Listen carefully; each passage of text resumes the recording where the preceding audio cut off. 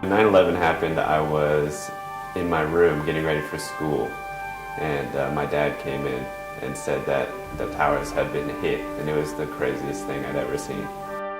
We found out initially, like everybody else in the world found out, by watching TV. I woke up, saw what was going on, and knew that something big was definitely going to happen from this. Seeing it and seeing the rubble, it just made what I'm doing in the military, it just made it that much more outstanding for me to be able to go over here and to support Iraqi freedom and to do everything. So for me, it was a very surreal experience.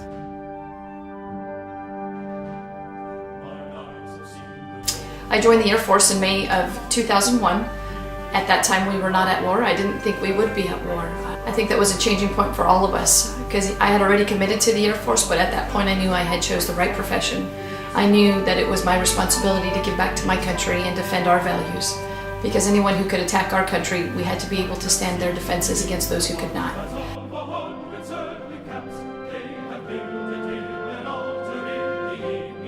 Overall, I have over 600 days in the AOR in support of OIF and OEF. In Iraq, I was a combat medic for 170 security forces personnel. My job there was to render medical support for them if they were injured outside the wire, and I also had to provide medical support for Iraqi detainees. Most people wouldn't know what the sound of a rocket coming at you sounds like, but it's one of those things you never forget. I was the second public affairs man on the ground at Camp Sather, Baghdad, Iraq.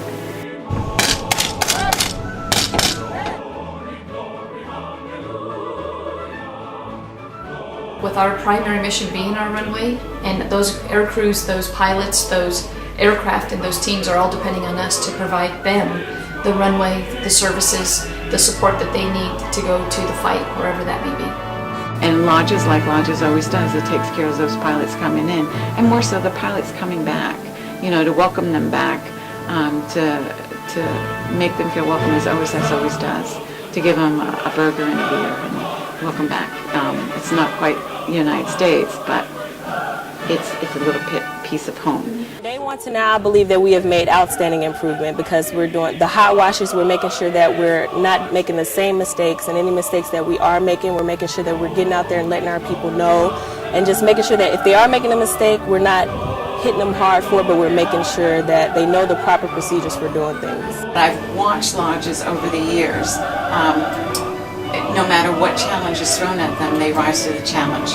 Well, we've been going through a lot of warrior days, which are fun. You know, go out with your shop, basically, and you do SABC, you do seabirding. I believe that we have definitely stepped up to the plate, especially deploying medics as combat medics, and not to just be in the hospital, but for me, I was outside of the wire every day with my platoons.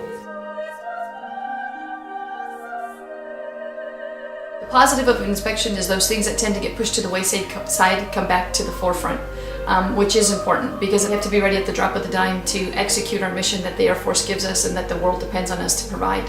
I think the base is completely ready. I think everyone's like 100% ready. You know. I think Lajes has always been ready. I think most Air Force's bases have been ready. Lajes is unique. I think doing ORI here is difficult because they're on our aircraft. As I've seen the wing prepare for this operational readiness inspection, I would be extremely surprised if we didn't pull down an outstanding.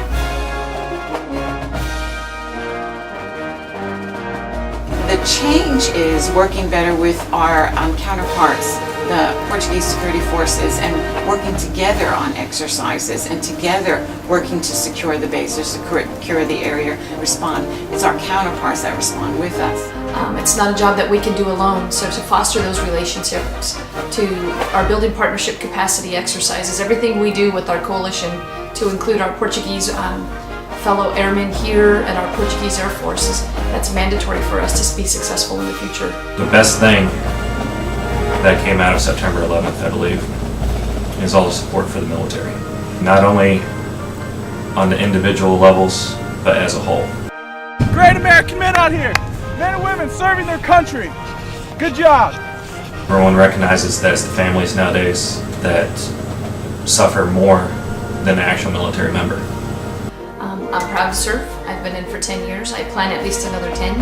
And my family is also proud to serve. We're a strong team for the Air Force, and the Air Force has given us every opportunity, and we've given them everything that we have as well. The most important thing that I think Americans should remember about 9/11 is we should never forget.